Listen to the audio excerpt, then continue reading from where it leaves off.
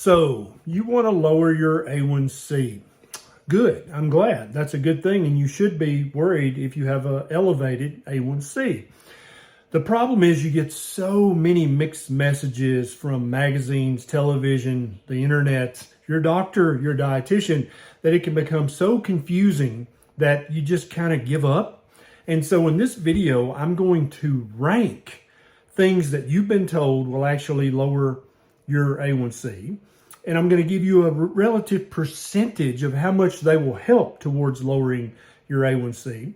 And therefore, it'll give you the opportunity to spend your time, your motivation, your money on things that are going to lower your A1C the most, because that's what you really want. You don't want to lower it 1/100th of 1%.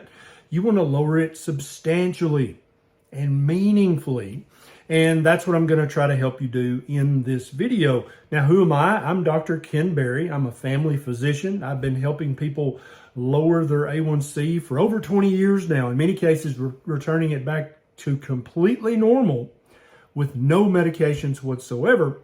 And I think that that's possible for you to achieve that same goal. So what I'm going to do is I'm going to give you these things in reverse order of importance. So the first things I talk about are going to be not very important. And we're going to get all that junk out of the way so that at the end of this video, we can talk about the things that are going to really lower your A1C the most, to have a meaningful effect on lowering your A1C. So the first things that we're going to talk about, I call the 1% solutions, which means they're basically going to have a 1% effect on lowering your A1C, not much. But surprisingly, these are the things that you tend to hear about in the mainstream media the most, on television and internet ads, internet articles, magazine articles, things like cinnamon, things like ginseng, vitamin D, probiotics, aloe vera, chromium, magnesium, gymnema, all these things. You see all these articles all the time about this, but literally if you did every single one of those, you're probably going to lower your A1C 1 or 2 tenths of a point. Not much at all, okay? So even though it seems that people love to write articles about these things, they love to sell these things in the form of supplements, they're a waste of your time and money effectively if you'll focus on the things that are higher on this list that I'm about to talk about. Now, there is one supplement that will have a meaningful impact on lowering your A1C, and that's berberine, which is effectively a non-prescription form of glucophage or metformin. They're all effectively the same molecule. It's going to have a 5% effect. It's going to lower your A1C meaningfully. So stop wasting your money on all the other supplements, if you want to take a supplement, that is, and just get a good quality berberine and throw all the other stuff away. They may help you in other arenas, but they're not going to help you to meaningfully lower your A1C. Now, there are two things that I would categorize as 10% solutions. Berberine's a 5% solution. It's better than the other junk. But there are two things that come under the 10% solution heading. Number one is improving the quality of your sleep. Make sure you're getting enough sleep for you personally. For some people, that's 6 hours a night, some 7, some 8. For very few people, it's 5 hours or 9 hours a night. You need to figure out what is the optimal amount of sleep for you. It differs for different people.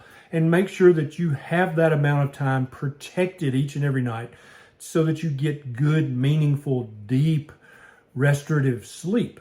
That can have a meaningful impact on your A1C. The next is learning how to either cope with the stress in your life so that it doesn't spike your cortisol constantly, or to eliminate stress from your life if you just can't learn to cope with it. This is a 10% solution. This can have a meaningful effect on your hemoglobin A1C. Now, two things going up the list now to more important. 15% solutions is exercise. If you can make exercise, daily exercise, preferably muscle building exercise, a part of your daily regimen, if that's possible for you. Some people hate exercise. They're just not going to do it.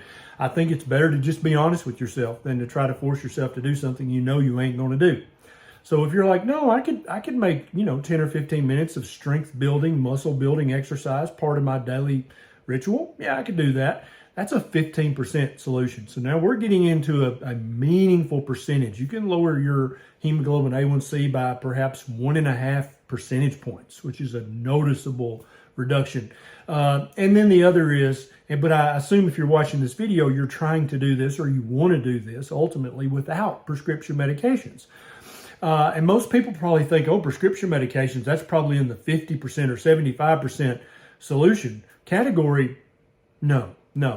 They are at best in the 10 to 15% solution. The average prescription medication, if you take it exactly like the doctor tells you to take it, is going to lower your A1c anywhere from 0.2 of a percentage point, maybe up to 1 percentage point. Prescription medications are not the miracle that the prescription medication commercials paint them to be.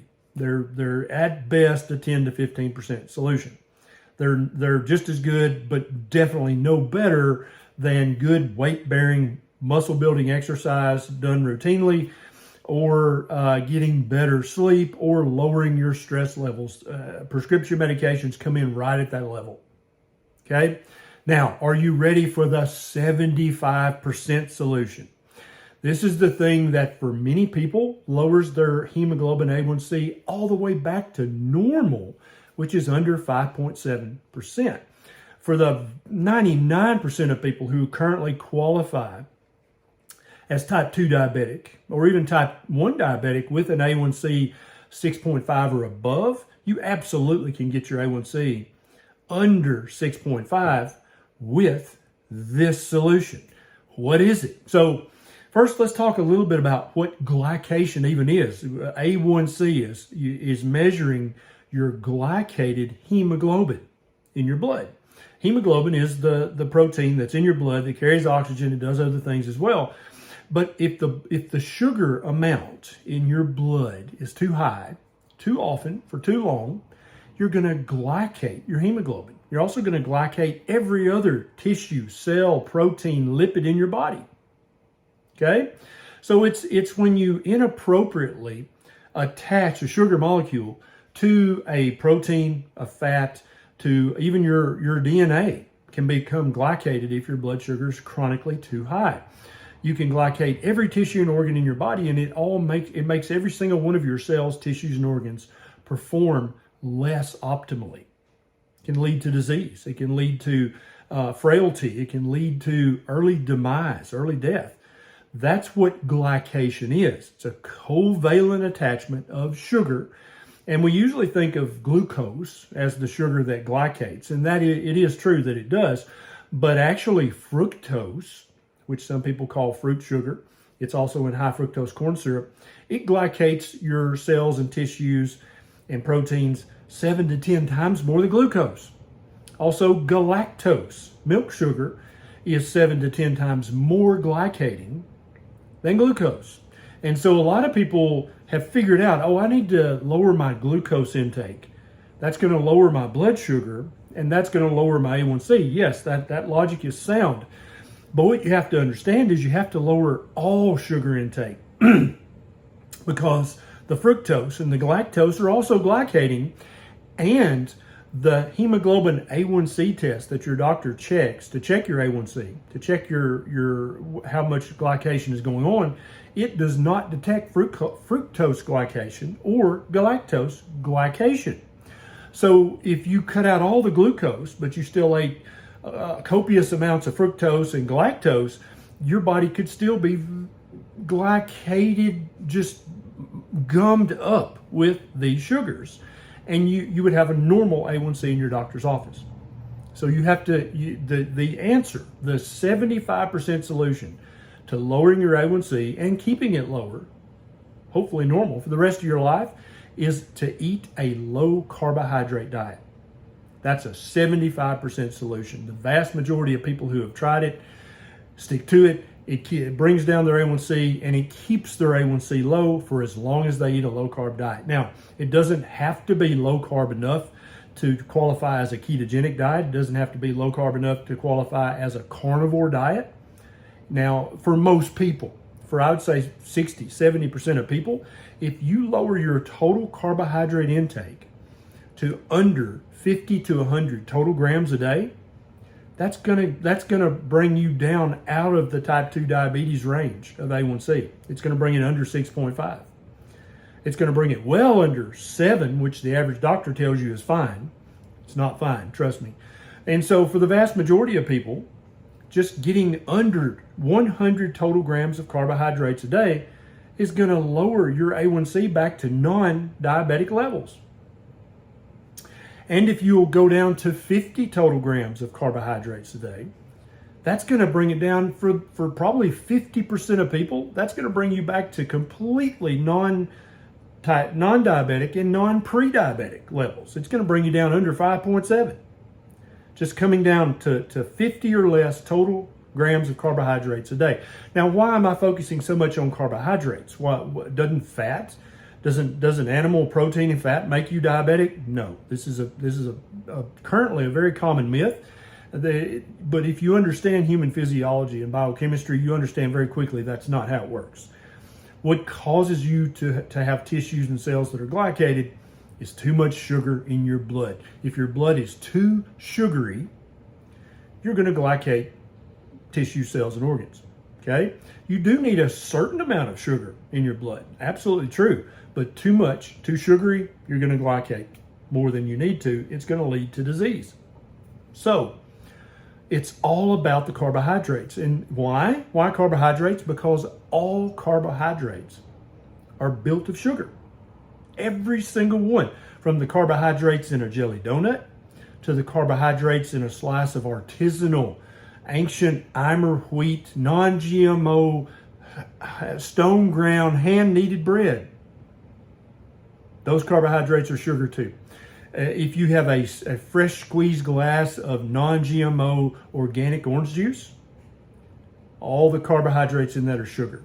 If you have just the cheapest can of high fructose corn syrup, Coke, all the carbohydrates in that are sugar. They all break down to sugar. Okay? And once you understand that, so all carbohydrates are made of sugar, without exception. Some, some fiber, not all fiber, but some fibers your body cannot break down and get the sugar into your bloodstream. And that's why some people advocate eating a very high fiber diet, that'll help lower your blood sugar.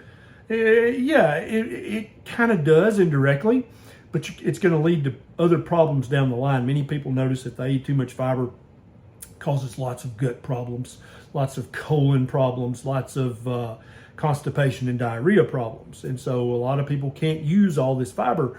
It causes too many gut symptoms. And so the 75% solution to lowering your A1c is to cut the carbohydrate intake that you put in your mouth on a daily basis.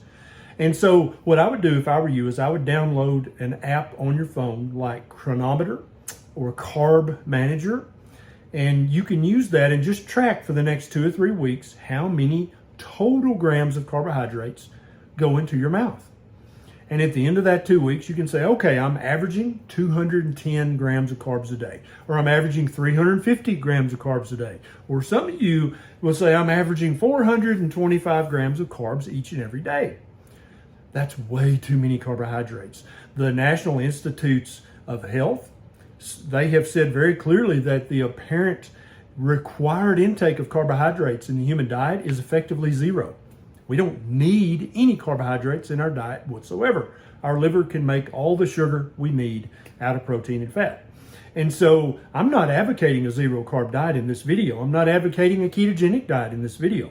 What I'm saying is when you figured up your 2-week daily average of total carbohydrate intake, let's say it's 200 grams a day, just for the sake of simplicity. Then you're going to say, okay, I'm going to lower that down to 150 grams a day. And then I'm going to either recheck an A1c in 3 months. That's the black and white way to do it, but you're going to have to wait 3 months. Or you can get a continuous glucose monitor and watch your blood sugar in 10-minute intervals. Or you can just get a glucometer that pricks your finger and buy some extra strips so that you can check 5 or 6 times a day, and just check 30 minutes after a meal. If that meal spiked your blood sugar above 200, 250, 300, that meal contained too many carbohydrates. And so when you record this on your app that you downloaded on your phone, hopefully for free, I think one of them's free, you can say, okay, so in the morning, this morning for breakfast, I had 2 eggs and 1 piece of bacon, and I had 2 pieces of toast with sugar-free jelly on it and margarine, and I had a glass of milk and a glass of orange juice. And you can add up how many total carbohydrates that is. And then you can also see, either with your continuous glucose monitor or with your finger prick, 30 minutes to an hour after you eat that meal, what it did to your blood sugar. Okay? And so figure out how many total carbs are in that meal, and let's cut that in half. And the way you're going to do that easily is to get rid of the fruit juice. Fruit juice doesn't have any meaningful nutrition at all in it. A lot of people want you to think it does, but it doesn't. It would be like if you took a Coca-Cola and sprinkled some vitamin C in it and then said, there, that's a health drink. That's basically what orange juice or apple juice or grape juice is. And then also, let's get rid of half the bread and all the jelly. And let's put some real butter on your 1/2 piece of toast instead of your 2 slices with all the margarine. And you'll see immediately that when you eat that breakfast the next day, you can actually add an egg and add a piece of bacon, because neither of those cause your blood sugar to spike. And so it's very important to understand, I'm not advocating eating less food. What I'm advocating is I want you to eat the same amount of food that is currently making you happy, but I want you to replace the higher carbohydrate food with lower carbohydrate foods.